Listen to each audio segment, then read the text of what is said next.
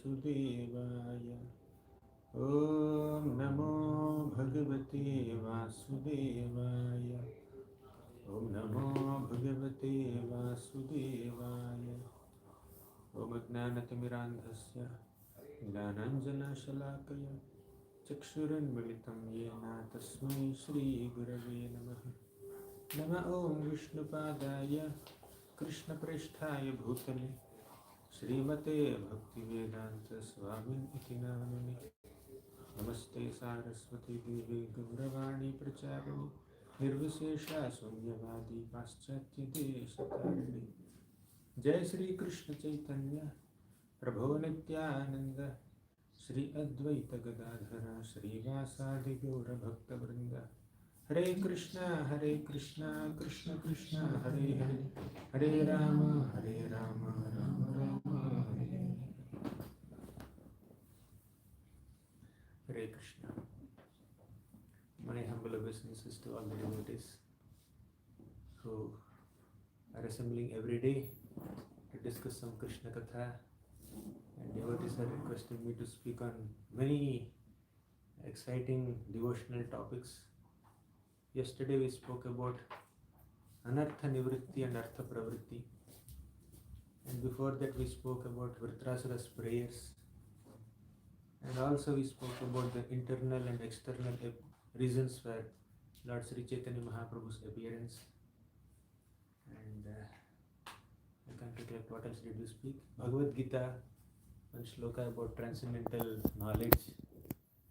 So we have been discussing many such relevant topics. Now today I have been requested to speak on another very, very important theme, very relevant for our sadhana. All of us are chanting the holy names of Krishna, and several times we discuss the glories of Krishna's holy names, how glorious Krishna's name is. And of all the avatars of the Lord, Krishna's Nama Avatar, or the appearance of Krishna in the form of his name, is considered very profound and very merciful incarnation of the Lord, very accessible incarnation of the Lord, very very kind and liberal avatar of the Lord is Nama Avatar, is the form of the holy name, very accessible to anyone. And Tatrarpita Niyamata Smaranena Kalaha means there is no hard and fast rule to chant the names of the Lord. Anytime names of Krishna can be chanted. Gopala Vamshidhara Rupa Sindho Lokesha Narayana Dina Bandho Uchchaswaraistvam Vada Sarvadaiva Govinda Damodara Madhaveti Govinda Damodara Madhaveti. The devotees are saying, Bilomangal Thakur is saying that Gopala, Vamshidhara, Rupa Sindho, Gopala is cowherd boy Krishna. Vamshidhara is one who plays flute. Rupa Sindho means he is an ocean of nectarian beauty. Lokesha Narayana Dina Bandho. Oh Lokesha, master of the entire universe. Oh Narayana, oh Dinabandho, friend of all distressed people. Uchchaswaraistvam Vada Sarvadaiva. Uchchaswara means in a loud voice. Vada, always chant these names. Sarvadaiva, always chant. Uchchaswaraistvam Vada Sarvadaiva. Govinda Damodara Madhaveti. So this is the prayer of great devotees. Now, chanting the names of the Lord is recommended in so many scriptures. The glories of chanting Krishna's names is very elaborately described in so many scriptures. So many acharyas are describing.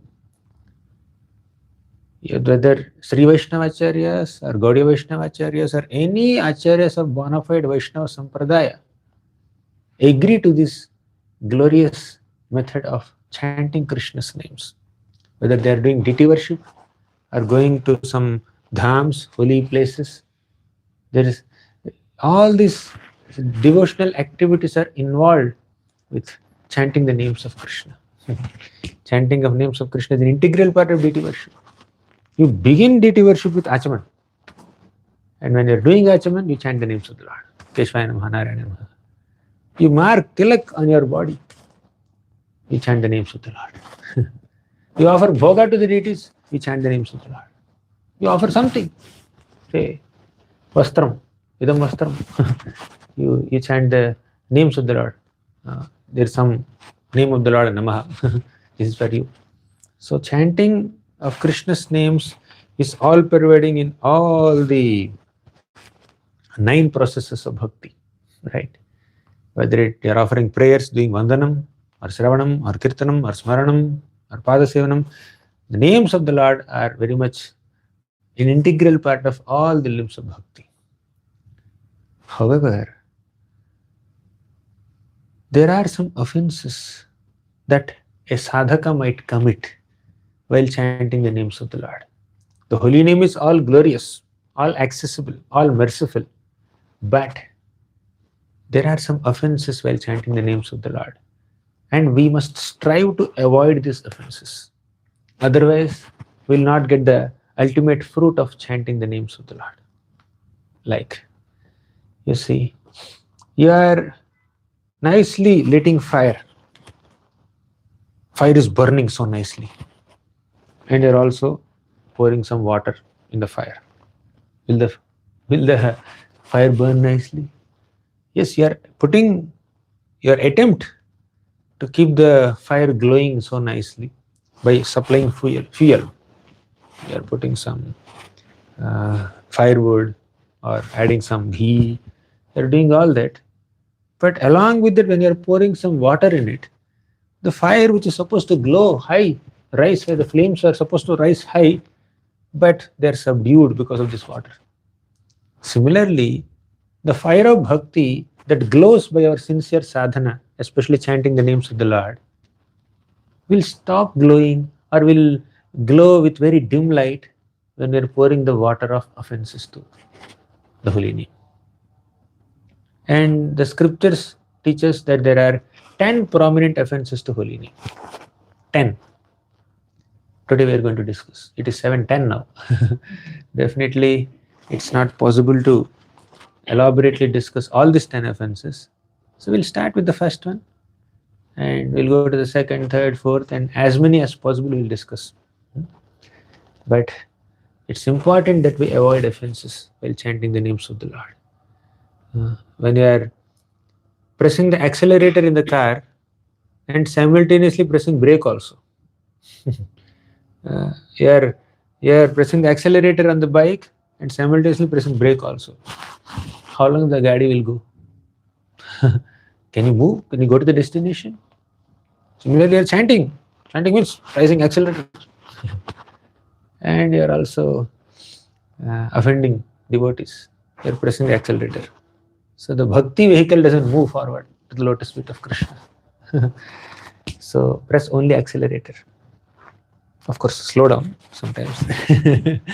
That's a different context, but here, all analogies will not cover everything. You can't compare the philosophical point that we are trying to make with every aspect of the analogy. But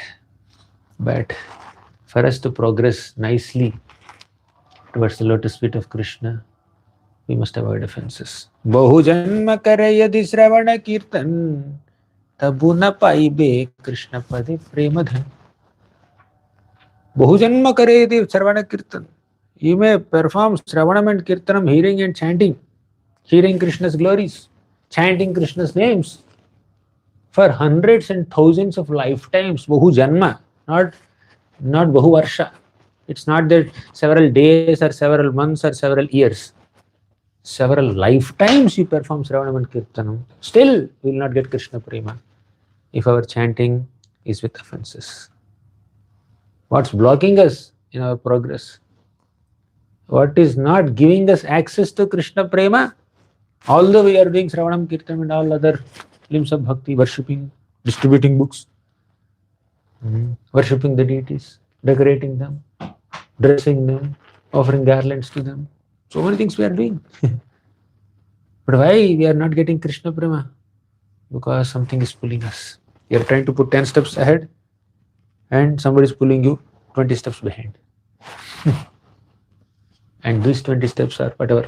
The force that pulls us behind is offense. Offense to the holy name of Krishna. Therefore, apart from discussing the glories of the holy names of the Lord, we should also discuss, time to time, we should also discuss offenses to holy name. That's why every single day in the morning, we recite offenses. We read the offenses to Krishna's holy name. Now, one of you can speak up the first offense, then we'll discuss it. To blaspheme the devotees who have dedicated their lives for propagating the holy name of the Lord. To blaspheme the devotees who have dedicated their lives to propagate the holy names of the Lord. The gopis of Vrindavan say, Tava kathamritam tapta jivanam kavibhireditam kalmashapaham Shravana mangalam Srimadatam Bhuvi grinanti Bhurida jana Tava kathamritam.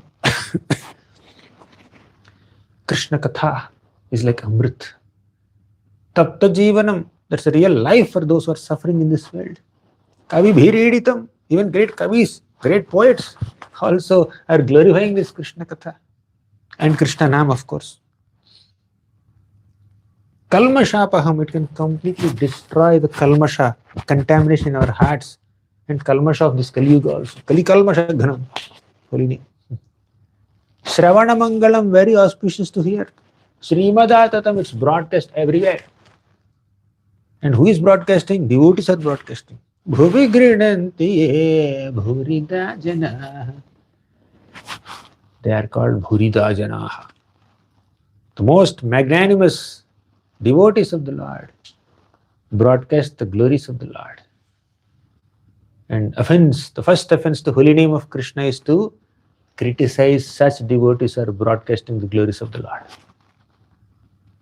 To blaspheme them, to criticize them, to offend them, to demean them, to insult them, to disgrace them, to disrespect them. That's an offense. We may not literally go and slap them, but when we say some things which dampen their enthusiasm in bhakti, which discourage them in their attempts to practice bhakti, that's an offense. If somebody does a mistake, if a devotee does a mistake, and if you are in a position to correct them, you may do so in the mode of service, in the mode of their servant, in the mode of being a well-wisher.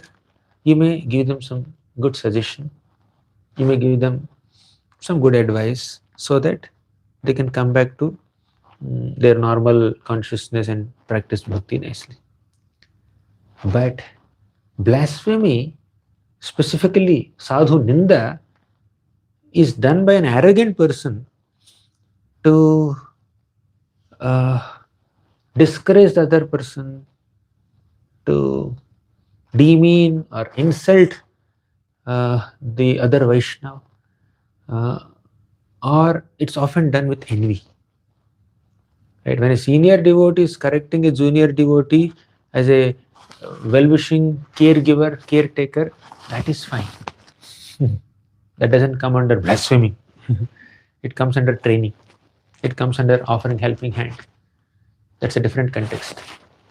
But there is something called idle blasphemy, unnecessary criticism with envy. When another devotee is flourishing so nicely in their bhakti, and if we cannot tolerate their progress, if you are becoming so intolerant of their good standing in bhakti, of the blessings that they are receiving, of the opportunities to serve that they have, that's an offense. It's a great offense. to become intolerant seeing another Vaishnava's advancement. You see, in the Vaikuntha, there are so many birds. Paravatanya bhrtasarasa chakravaka datyuha hamsa sukatitirivarhinamya kola viramate chiramatra mucchair bhangadhipe harikatham ivagayamani. There are so many birds. Paravata anya bhrta sarasa chakravaka datyuha hamsa suka titiri varhi. All these are the names of the birds of Vaikuntha. But when a small bumblebee comes and makes some sound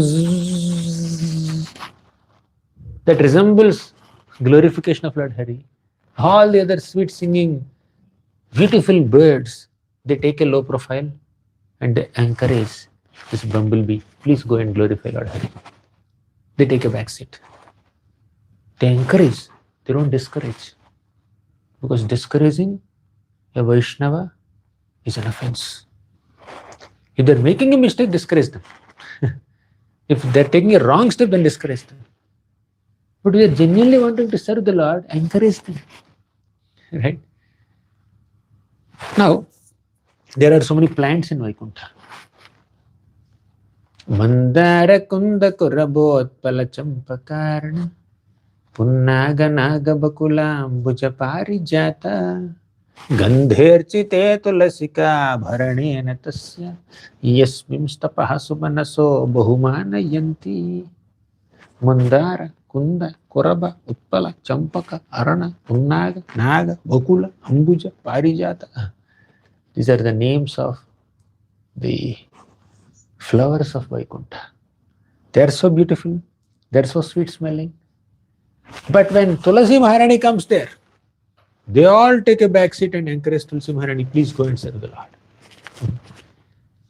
Now, in these two examples of birds of Vaikuntha and plants of Vaikuntha, bumblebee is inferior to other birds. Tulasi is superior to other plants. When someone is inferior to us, we become proud. When someone is superior to us, we become envious. Right? And out of envy and pride, we blaspheme other devotees. What is the root cause of blasphemy? Why do we criticize other Vaishnavas? Why do we blaspheme other Vaishnavas? Because we are either envious of them or proud of our own accomplishments.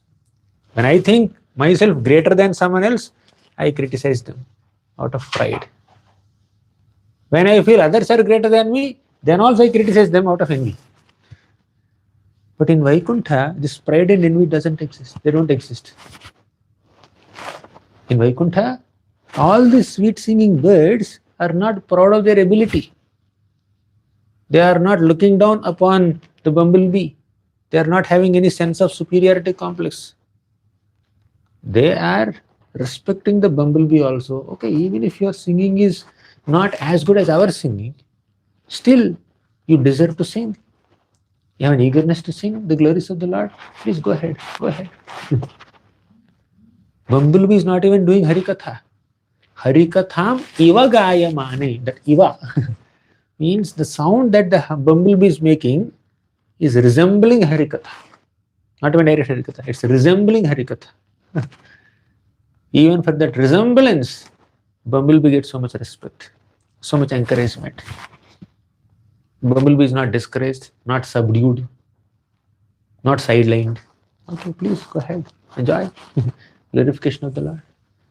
So, when we are proud of our own abilities, our own accomplishments, our own qualities, we look down upon those devotees who may not be as accomplished as us, as talented as us. That leads to blasphemy. That leads to criticism. That leads to Vaishnava Aparadha, which is the first offense to the holy name.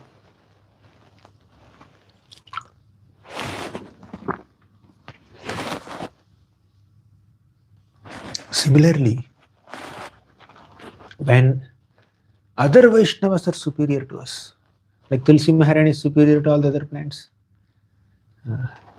if other Vaishnavas are better than us, we may feel some kind of envy. Why they are getting more attention?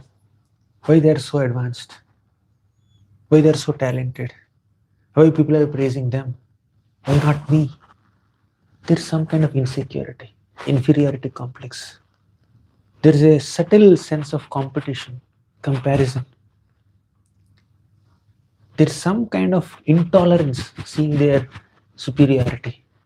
And that intolerance in the heart comes out in the form of blasphemy, which is the first offense to the holy name. There's envy in the heart, there's jealousy in the heart, there's intolerance towards their superiority.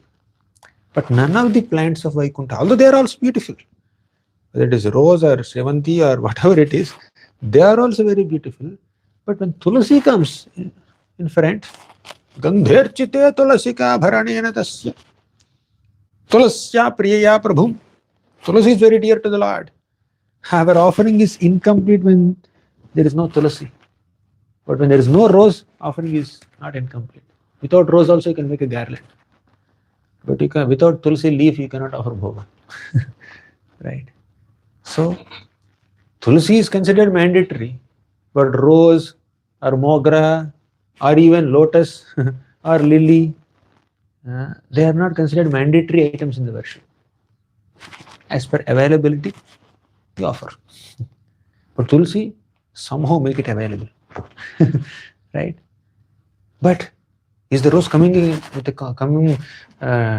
compete with Tulsi? No, Tulsi, you are from top to bottom, you are green only. I am so beautiful, I am so fragrant, I am so beautiful. There are multiple shades of rose. Within rose only, there are multiple colors. Some roses are purely red, purely yellow, purely pink or something like that. But some roses are of multiple colors also. Little yellow, little red is also there in one rose. You've seen that? But the rose is not having any superiority complex. Tulasi, you are better. No envy. So, in our Vaishnava community also, some devotees may be more talented, some devotees may be less talented. Prabhu was telling which devotee is good at what. Or Sadananda Prabhu is good at deity worship. Some devotees are good in preaching, some are good in management, leadership, some are good in singing, some are good in playing instruments, some are good in online, some are good offline. So different devotees have different talents. All these talents are like different flowers, which you can like nicely use to make a garland and offer to Krishna. If every day you are offering the same color garland to Krishna, it's monotonous. No variety. Every day you offer only Gonda garland. Marigold, you know? Marigold. Not even yellow. Orange wala, saffron marigold. If you offer saffron marigold garland every day to the Lord, oh my God. If nothing is available, you can offer, no problem. But the point is, the Lord also requires variety. He wants varieties of pastimes, with varieties of devotees, who have varieties of skills, who can render varieties of services. So respect variety, respect diversity, still stay united. That unity in diversity is very pleasing to the Lord. Pandavas are 5 in number. All 5 are different from each other, but they're always together. They are totally different from each other. Bhima eats so much. So what Bhima eats for one meal, all other 4 Pandavas cannot eat together. All 4 of them put together cannot eat as much as Bhima can eat in one meal. So Bhima eats so much. Bhima does so many things. Bhima is physically very strong. Nakula and Sahadev, Arjuna and Yudhishthira are not as physically strong as Bhima. But they are not envious of Bhima. Similarly, Yudhishthira Maharaj is very good at dharma. He may not have great physical strength or great military archery skills like Arjun or like Bhima. But Yudhishthira Maharaj has fine intelligence. He can take the right decision at the right time. So, although they are multi-talented, each of them have varieties of talents, they have never envied each other. They are never proud. Bhima never said, Yudhishthir, I am the one who killed all the 100 sons of Dhritarashtra. Let me sit on the throne. Did he ever say that? Or did Arjuna say, I am the one who killed Bhishma, Drona, Jayadratha, Karna, all the prominent warriors. Let me sit on the throne. Did he say that? So we see that the Pandavas are never envious of anyone amongst each other. But in an immature spiritual society where devotees have some pride, have some envy, have a sense of superiority complex or inferiority complex, have too many differences of opinion. Difference of opinion is fine, but the differences of opinion should not lead to disrespect. Our opinions can differ from each other, but our hearts must be united. Getting right? Don't identify another Vaishnava with his or her opinion only. Opinions can differ, but hearts must stay together. Yes, this is the way you want to serve Krishna, and this is the way I want to serve Krishna.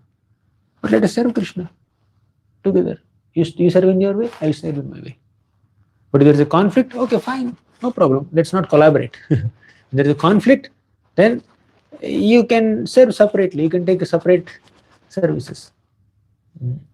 But all services are meant for Krishna, and all devotees of all kinds of natures have some role to play in Krishna's service. How to make teams, you decide. But stay together. Right? Somebody is fast, somebody is slow. They cannot work with each other. The slow person is always thinking, why is he always fast? I can't handle it. I can't handle his speed. And the fast person is thinking that, why you are so slow? Do it fast. The solution is not that he becomes fast or he becomes slow. The solution is they should find other partners to serve.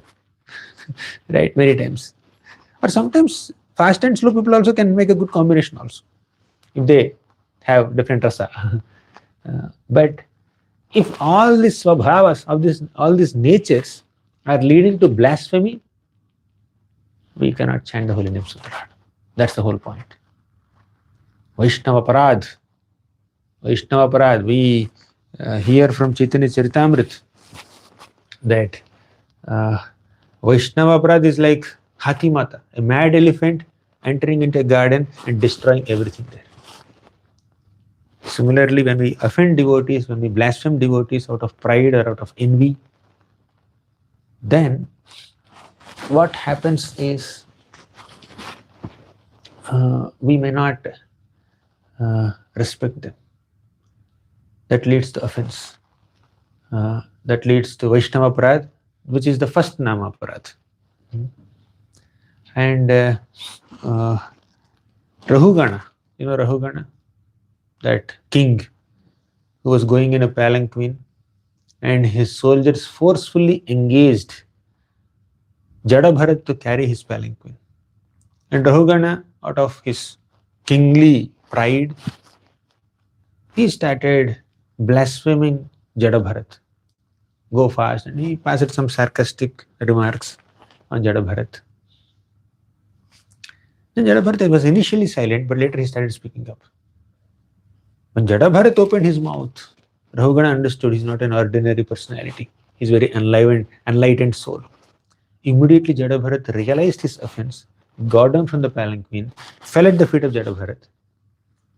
Immediately Rahugana fell at the feet of Jadabharat and begged forgiveness. Right? When we happen to offend a Vaishnava knowingly or unknowingly, when we realize that we have made an offense, when we regret for that offense, and when we apologize for that offense, when we don't repeat that same offense, we are relieved from the offense. Right? Realize, admit, apologize, regret, repent, don't repeat. Then you will be relieved from the offense. But instead of rectifying the offense, if you justify the offense, instead of not repeating the offense, if you commit the same offense out of false ego again and again, that will lead to lack of taste in holy name. Simple. Lack of taste in holy name. Now we need to decide, should I win an argument with this Vaishnava and somehow defeat this Vaishnava and prove my point wrong? Or should I just tolerate it and focus on my sadhana? Sometimes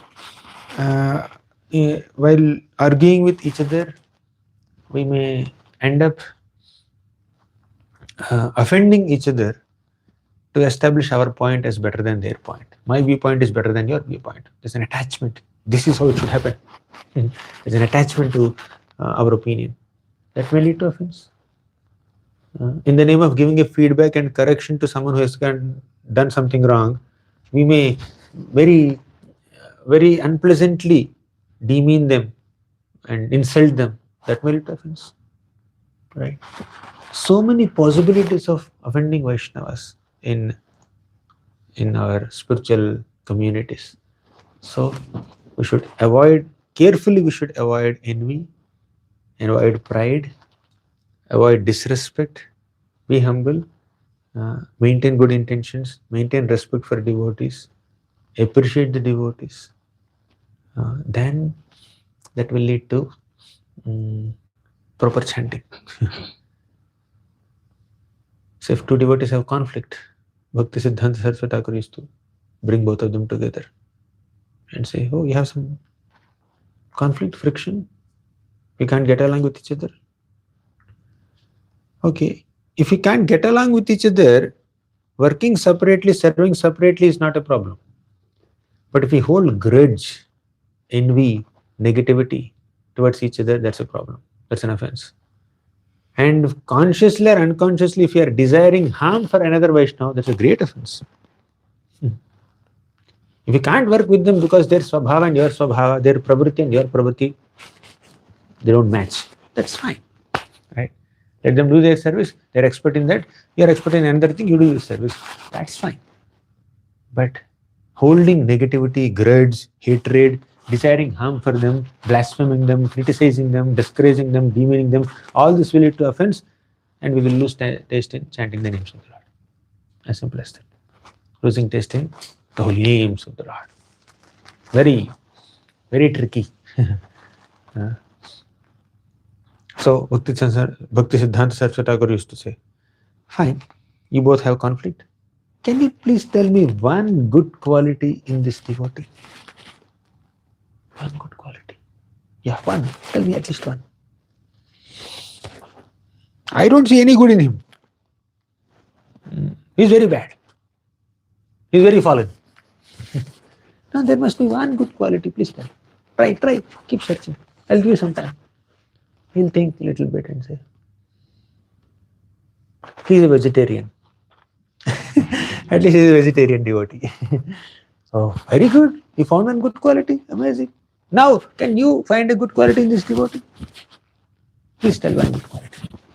Then this Vaishnava will start speaking. I don't say any good, but he wears tilak nicely. His tilak is good. Not like a curved road, but it's like very straight. His tilak is, oh, wonderful.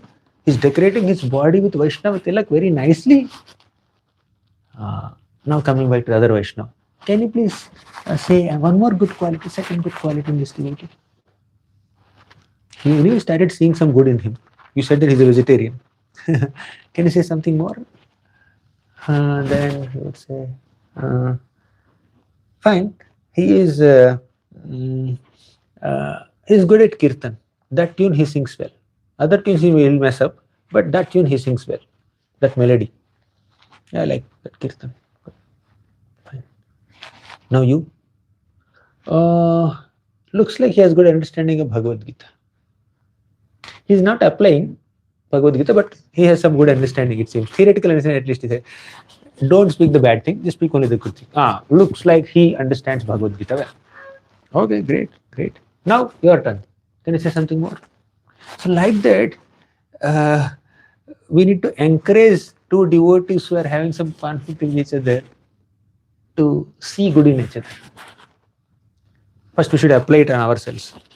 Whenever you are seeing something bad in others, Whenever your mind is instigating you, inspiring you, pushing you, aggressively pushing you to criticize and blaspheme that Vaishnava, immediately switch on the appreciation mode. Instead of fault finding mode, start finding good in them. That's how you can control the urge to blaspheme those Vaishnavas. Control that urge. Relax, relax. Mind is sometimes very agitated. I have to say something about this person. Yeah, of course, sometimes the pain may be really true because the other person has done really some bad thing that hurt you so much. Therefore, all that pain is coming out in that form. We understand that. You can disapprove what they have done. But there is a difference between disapproving and blasphemy. There is a difference between expressing your pain and developing hatred. Right? Don't hate. Prahalad never hated even Hiranyakashipu. Did anyone in the community behaved with you like Hiranyakashipu? Did anyone in the community behaved with you like Durvasa Muni? Durvasa Muni tried to kill Ambrish Maharaj for what? For drinking little water. That to break his fast. Not that he drank 1 liter water. Little few drops of Saranamrita, that's all. Not more than that. Durvasa Muni wanted to kill him for that. Can you just imagine? Did anyone offend us so much like this? But Ambrish Maharaj never hated Durvasa Muni. Prahalad Maharaj never hated Hiranyakashipu. Yudhishthira Maharaj never hated Duryodhana. Suniti Mata never hated Suruchi. See, Bhagavatam is filled with non-envious Vaishnavas who are devoid of any blasphemous tendencies. Even if some Vaishnavas happen to say something about another Vaishnava, that may be out of love or affection or a well-wishing nature to correct them, protect them from doing something wrong, the intention is always pure. Right? Intention is not hatred. Their so-called criticism is coming out of their mouth not out of hatred, but out of a well-wishing nature. Right? So Vaishnava Aparadha is the first offense to holy name.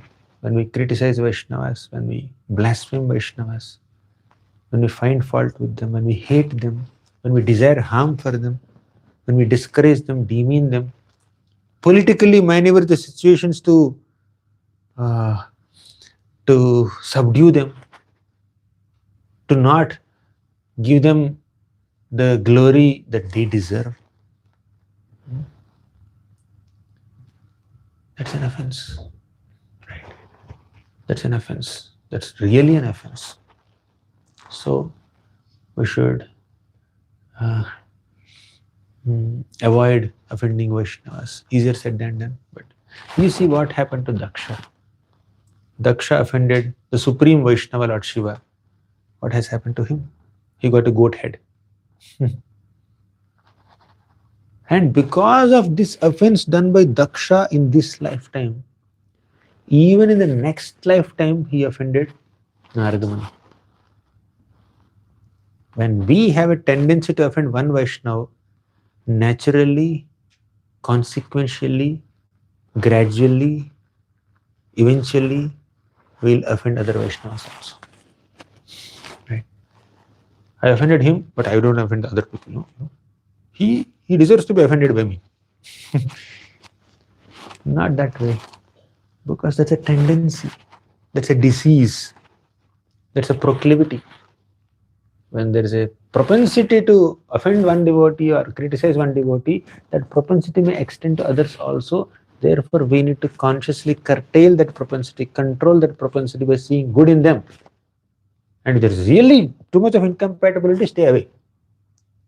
Maintaining safe distance and not offending a Vaishnava is better than coming close and offending them. And again, staying away from them is not out of your superiority complex or looking down upon them. We stay away, we maintain respectful distance because we have a tendency to criticize them. So let me not become a victim of Vaishnava Aparadha by coming close to this Vaishnava, because there's a natural incompatibility. I may be instigated to criticize or blaspheme. So let me maintain a respectful distance.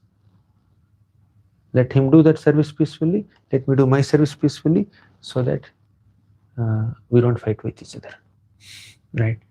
That's a very reasonable way of reconciling situation instead of fighting, quarreling, trying to prove ourselves wrong. Because in Vaishnavism, two opposite things can be correct. Not that one is absolutely correct and another person is absolutely wrong. He has one way of thinking or functioning, and he has another way of thinking or functioning. But somehow there's no compatibility between these two ways. Therefore, you can just be in your own areas of service where you contribute nicely, peacefully, and then be nice with each other. Right? I often give this example. You can drink chiku milkshake, apple milkshake, but not lemon milkshake. Did you ever have Musambi milkshake? Did you have lemon milkshake? Take nice cow milk and then squeeze some lemon and drink it. Did you ever do that? Doesn't work. Lemon is good. Milk is also good. But combination is not good. Right? Similarly, two Vaishnavas may be good. Mathuravasis are great. And Vrajavasis are also great. But did they ever stay together? No. They never stayed together. Yes, they visited each other for 1 or 2 days, that's all. Nanda Maharaj went and visited Vasudev, Hare Krishna, and then he came back. Right? That's the first offense to holy name. Now, second offense. So, before I go to the second offense, in the last 15 minutes, do you have any questions? We can even conclude in our discussion in one offense only. We can spend last 15 minutes for questions. Yes, Mataji. If we are Krishna or do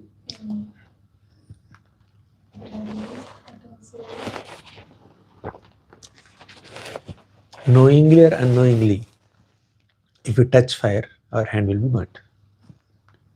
However, a human being is not exactly like fire. Fire is a material element. Its only propensity is to burn. But Vaishnava is not like a material element fire. A mature Vaishnava's natural propensity is to forgive, not burn. Yeah, Durvasa Muni tried to burn Ambarish Maharaj, but the natural propensity of a Vaishnava like Ambarish Maharaj is to forgive, not to burn others. So, when we knowingly commit an offense or unknowingly commit an offense, a mature Vaishnava will forgive. But whether you commit offense knowingly or unknowingly, an immature Vaishnava will hold a grudge. But there is someone in the middle. Not mature, not immature. Somewhere in the middle. Not totally immature, not very mature, somewhere in the middle. Such people, they forgive unknowingly committed offenses, but they may take knowingly committed offenses seriously. Right? And many people fall in this category. Some fall in the first category also. Very rarely some people fall in the third category, but most people fall in the second category. Means when by mistake, for example, you're doing kirtan, jumping up and down. You jumped up and you landed on the foot of another Vaishnava during the dance. And he got a little hurt. He said, "Bro, I'm sorry, bro, I'm really sorry, please forgive me. I'm really sorry." And you massage the feet, you touch the feet. No, bro, it's okay, no problem, it's okay. I'll be all right in 5 minutes. So they don't take it so seriously. Even if they're hurt, they don't take it seriously. But if somebody deliberately goes and kicks that Vaishnava, even if it causes less pain than this dancing incident, they really get affected, right? Because there's an intention to harm them, to hurt them. Here, unintentionally, you happen to hurt them. But intentionally, when you're hurting them, the impact is more. The reaction is more. they'll be displeased and will be affected by the displeasure. But here it's like there's no intention to harm them. By mistake, circumstantially, unintentionally, you did something that caused them some pain or inconvenience, and you communicate, you apologized also, you honestly apologized,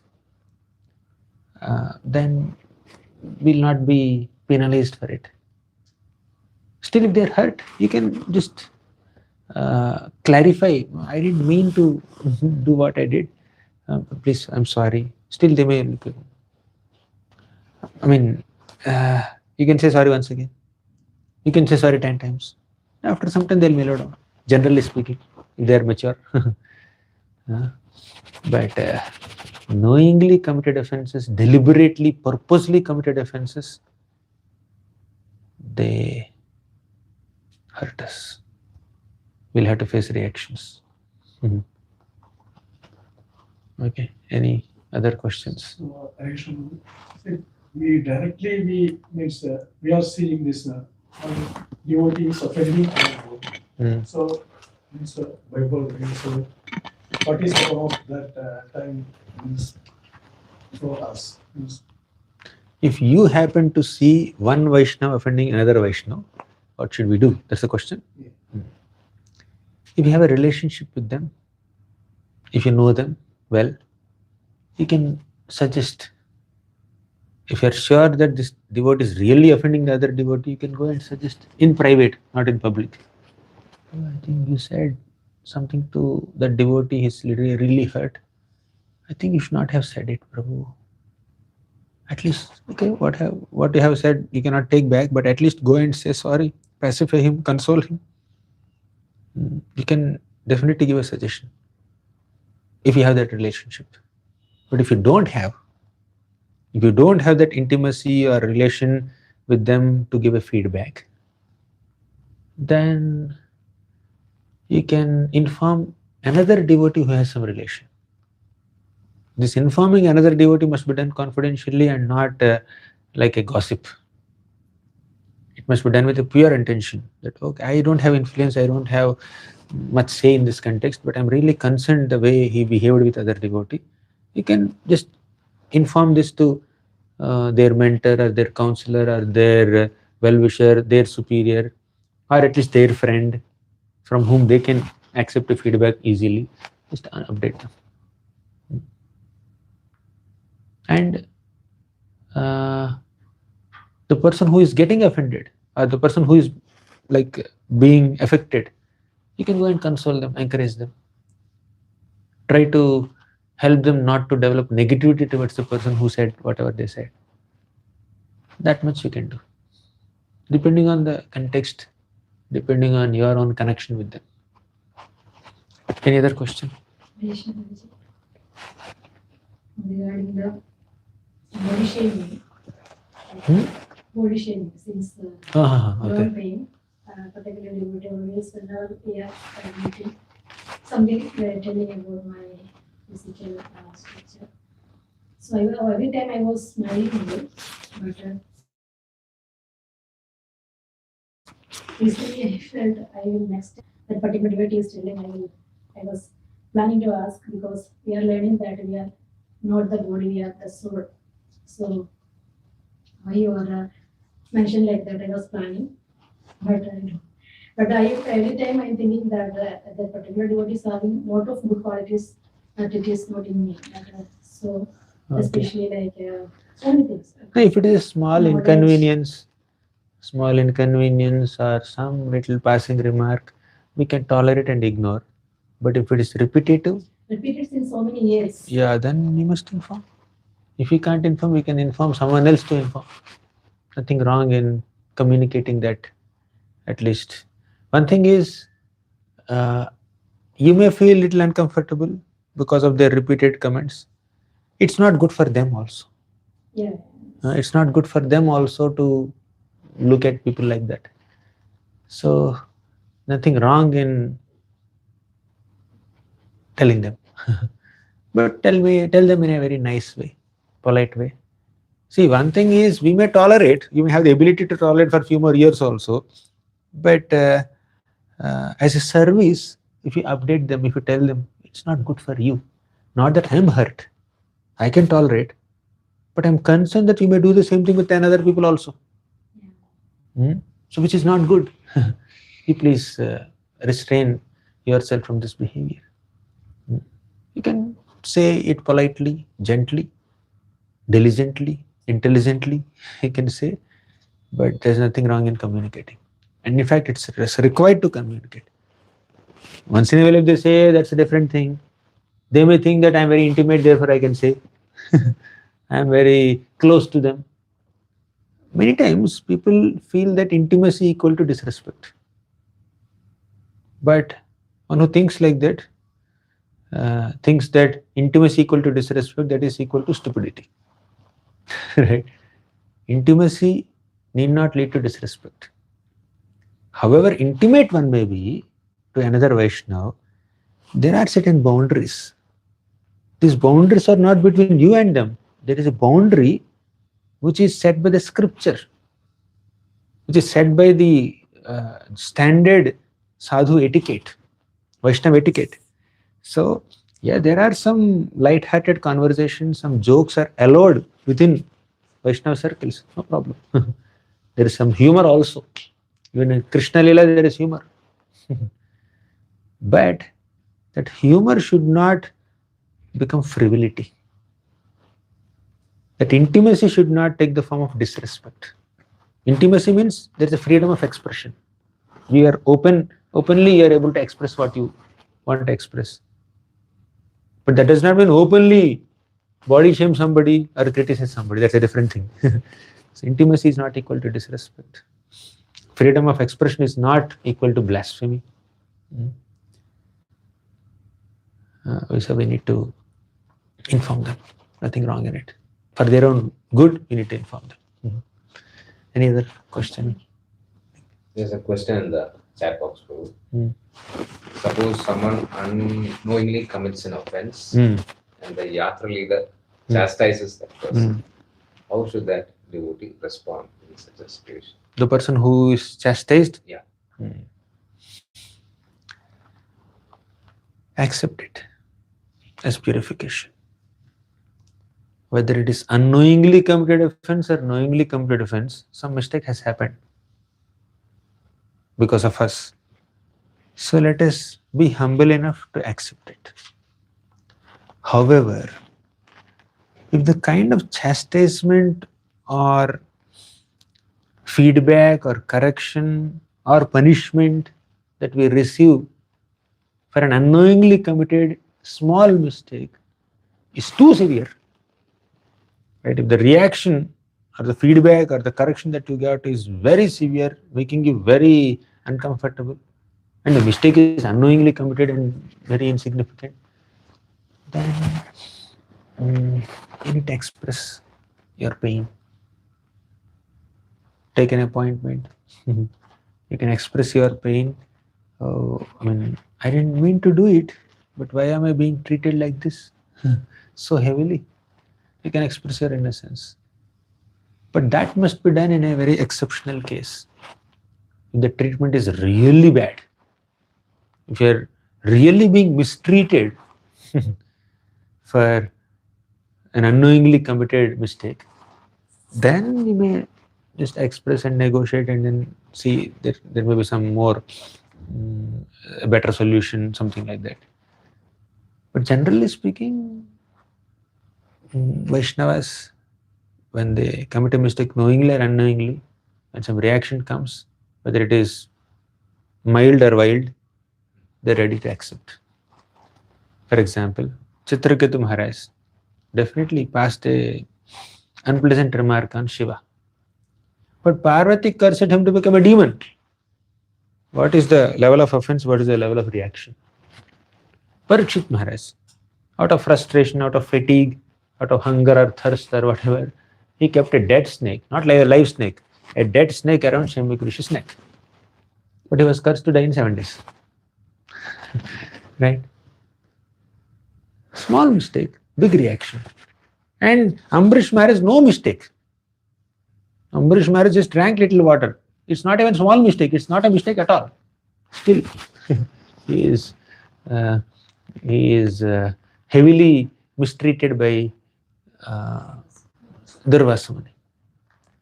But all these Vaishnavas are tolerant, knowing that, okay, we must have caused some inconvenience to other Vaishnava. Even though they are affected so badly, they are empathetic and sympathetic towards other Vaishnavas. They're respecting the emotions of other Vaishnavas, and they're not considering what damage has happened to them. That's the ultimate Vaishnava quality. Or that's the nature of a Vaishnava. But at sadhaka level, we may or may not be able to demonstrate that level of tolerance and humility and detachment. It may not be very much possible for average sadhakas. Durvasa Muni is killing Amrish Maharaj, and Amrish Maharaj is keeping quiet. So you kill me.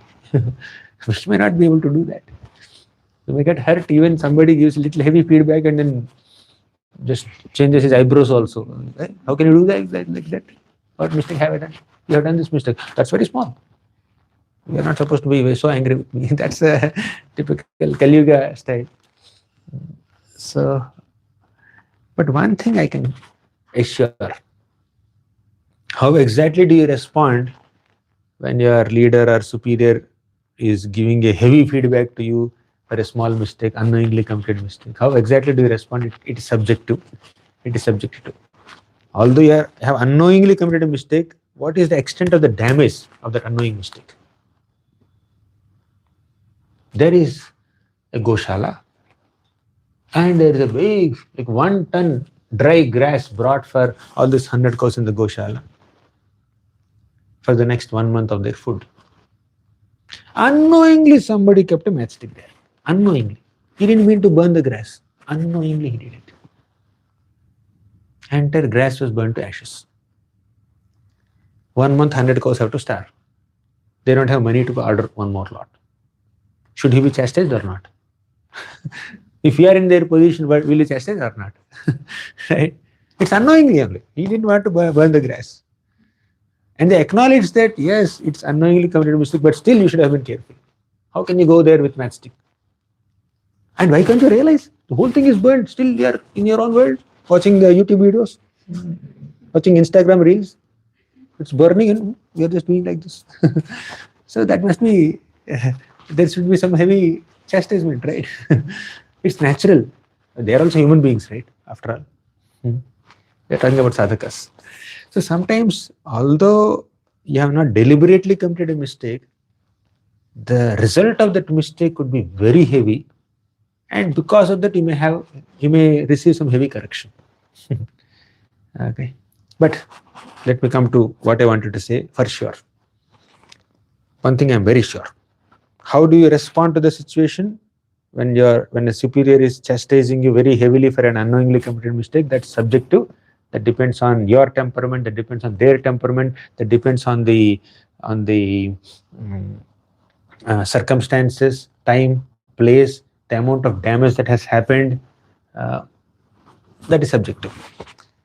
But one thing that I am 100% sure is, even if an innocent devotee who committed a mistake unknowingly is heavily mistreated by another person, Krishna will protect this devotee. Krishna will definitely protect. We have seen the example of Ambrish Maharaj tolerating Durvasa Muni's atrocity. But the Lord had sent his Sudarshan Chakra to protect Ambrish Maharaj, right? We have seen Yudhishthira Maharaj tolerating Dhritarashtra, Duryodhan's mistakes so many times, their atrocities so many times, but ultimately Krishna protected him, right? Similarly, Parikshit Maharaj, yes, he was cursed to die in 7 days for an insignificant mistake, but ultimately Krishna protected him. Protection is not protecting the body. Protection is on a spiritual plane, where Parikshit Maharaj heard Srimad Bhagavatam for 7 days continuously and went to the spiritual world. From a material perspective, he died in 7 days. But from a spiritual perspective, he went to spiritual world in 7 days. And in the 7 days he heard Bhagavatam. Is it glorious or not? Right? So even if we happen to be mistreated by someone, even if we don't deserve such a heavy treatment by someone, if we are tolerant, don't worry, Krishna is there for us to bestow mercy. Even if other person is not upholding Vaishnava culture while giving a feedback or correction, still Krishna will protect us. Tolerance, if you choose to tolerate, Krishna is always there to protect. But if you feel that, no, I need to express myself, or quote unquote, I need to defend myself, depending on the time, place, circumstances, you may do so. For example, Satyajit blasphemed Krishna, blamed Krishna that you have taken away my Samantakamani, you have killed my brother Prasenajit, without any evidence. It's not that Satyajit fixed some CC cameras in all the trees of the forest and he saw the footage that Krishna has killed Prasenajit and took away Samantakamani. Without any basis, without any foundation, he suspected Krishna and he publicly declared that Krishna is the thief. What did Krishna do? Yes, I am the thief. He did not act like Ambarish Maharaj. He did not act like Parikshit Maharaj. He went to the forest, found out where the Samantakamani is, fought with Jambavan for 28 days, retrieved the Samantakamani and gave it back to Satyajit and removed the taint in his fame. We have to do that sometimes. Whether you follow Krishna, when somebody is blaspheming you or blaming you, when there is no mistake on your part, you can express yourself, you can tell them what is the truth, like Krishna did, or you tolerate. Both options are correct. Whether you tolerate or express yourself in a Vaishnava way, both are correct. But if you choose to tolerate, even if that tolerance leads to some kind of injustice on a material platform, don't worry, Krishna is there for us. Krishna is there for you. But if you choose to just take an appropriate action against the heavy treatment that you got, that's also fine. But do it in a Vaishnava way, do it in a nice way. And while doing it, don't hate that other Vaishnava. Don't hate the other Vaishnava. We should not hate even the most heinous sinner also. What to speak of hating another Vaishnava? And a Vaishnava, mature Vaishnava is one who never gets offended. He may feel inconvenienced, but he doesn't feel offended. Inconvenience, of course. If somebody hits your leg, you definitely feel the pain, but you don't get offended by it. If you're a Vaishnava, you don't hold grudge towards other person. You may disapprove, but you don't disrespect, like that. This is what our scriptures say. Anything else? There's one more question in the chat box. Yeah. Does karma instigate one to blaspheme others? Does the desires? Yeah, definitely. Definitely. If there is calm in the heart, if there are material desires in the heart, and especially when the material desires are not fulfilled, then we get frustrated. And we vent out our frustration on somebody who may be the apparent cause of that unfulfillment of the desire. Instead of seeing Krishna's hand in that situation, we feel he's the one who spoiled my opportunity. He's the one who did not allow my desire to be fulfilled. You just start blaspheming them. It happens. Karma is the root cause of everything. Yesterday we discussed, right? Anartha Nivritti session. Okay. Any other question? One more thing. Is this blasphemy, is it only in the devotee circle or is it? We should not blaspheme anybody. Simple. Suruchi blasphemed Dhruva. At that time, Dhruva was not a pure devotee. He's a 5-year-old child. He did not even begin the process of bhakti at that time. After being blasphemed by Suruchi, then Suniti told him about the Lord, then Narada Muni told him about the Lord, then he practiced bhakti, then he became a pure Vaishnava. But when Suruchi offended Dhruva, he was not a pure devotee, but still she was affected. Basically, we should not blaspheme anyone. Yes, sometimes acharyas may criticize materialistic people, but they are doing it out of compassion, out of concern for them. They are criticizing their propensity, their mentality, but they are not hating the person there. Hate the sin, not the sinner. Hate their propensity, not the person. Can you just repeat that? The solution: realize, admit. Oh, when we make a mistake, repent, first realize. realize, admit, apologize, repent, genuinely repent. Sometimes people may apologize, say sorry, but there is no genuine repentance. So realize, admit, apologize, repent, don't repeat. Shall I add one more? Remember the mistake. It's very beneficial to remember our own mistakes. Why? One obvious reason is if we remember our own mistakes, we will not repeat them. But another reason is that remembrance of our past mistakes will keep us humble. Say if I do something great, people will praise me, appreciate me. Oh, wow, wonderful Prabhu, you have done so much, such a great thing. At that time, I should remember 10 days back, I did a great mistake. Last year, I did the same service, but I messed it up. Now I'm doing it properly, but last year I messed up the same service. So that remembrance of our past mistakes will make us humble and will not allow us to become proud now when we are able to do it nicely. So remembrance of past mistakes will keep us humble, will make us humble. And by the way, remembrance of our past mistakes will also make us grateful. Earlier I was here, now I am here. So when somebody is appreciating me for being here, I should understand I was here earlier. So I'll be humble. Second, I'll be grateful also. Who brought me till here? From here I came to this point. There are so many Vaishnavas who assisted us to come to this plane. So many people directly or indirectly contributed to our progress. So that remembrance of our previous fallen condition will make us humble, will also make us grateful.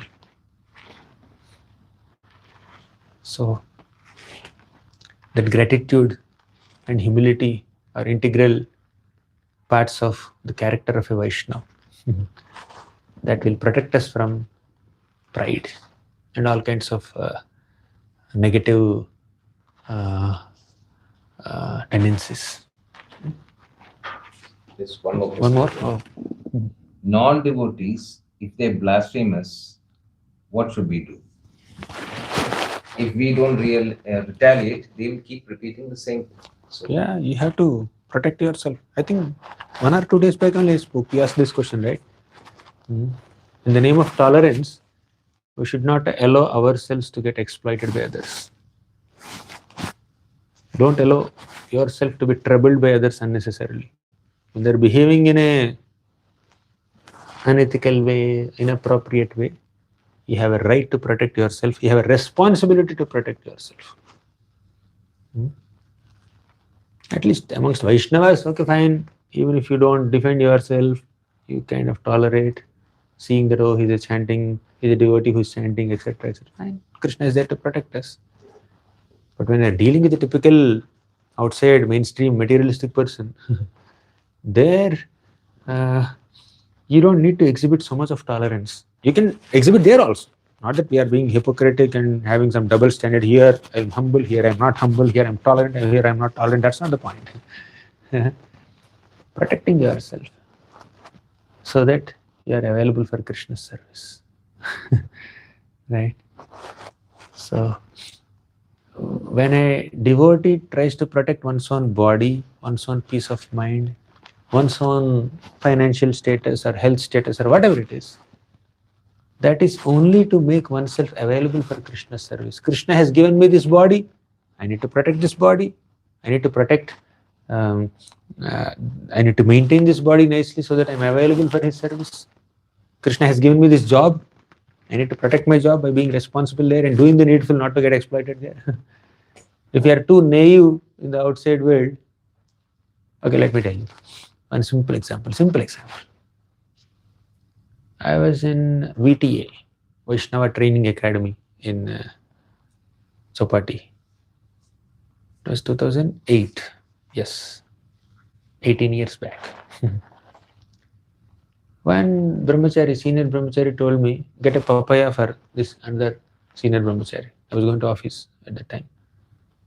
So I came out, there is a fruit, there is a not trolley, some gadi, four-wheeler. So on that there are a lot of fruits and he will just push the gadi, right? He has seen that cycle kind of thing. So there are so many fruits. I saw one papaya. I just took packet. How much is it? He said something 30, 40, whatever. I was paying. There is one senior Mataji there. At that time I didn't know Hindi at all. Now also my Hindi is poor. The senior Mataji looked at him and said, "Achha wala de do na. Means give a better one." Basically, he is seeing me naive, not knowing Hindi also. He early 20s. He wanted to cheat me. He was giving a bad papaya, right? Damaged papaya, covering the damage, whatever. I didn't even notice it. I was ignorantly or innocently, whatever you may say, I was taking it. So this Mataji immediately said, "Give better one." Then he changed it.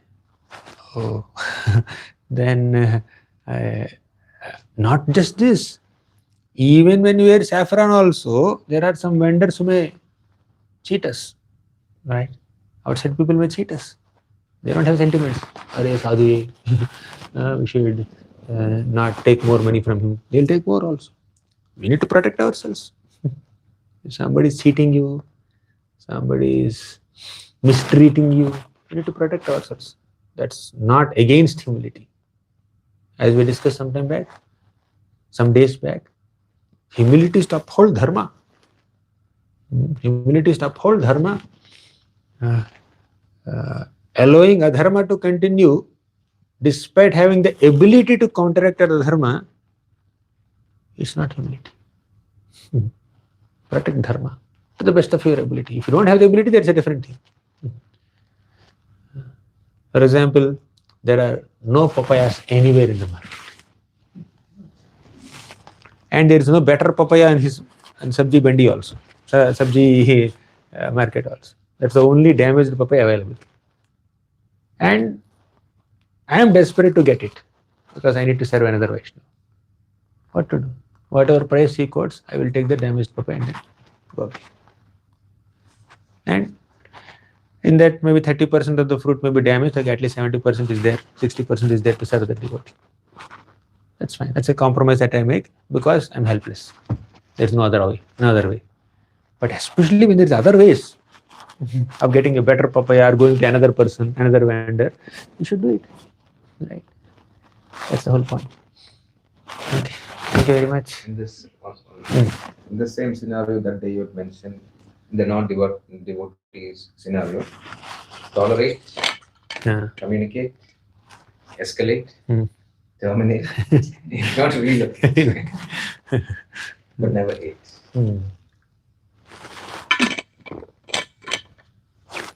Hare Krishna.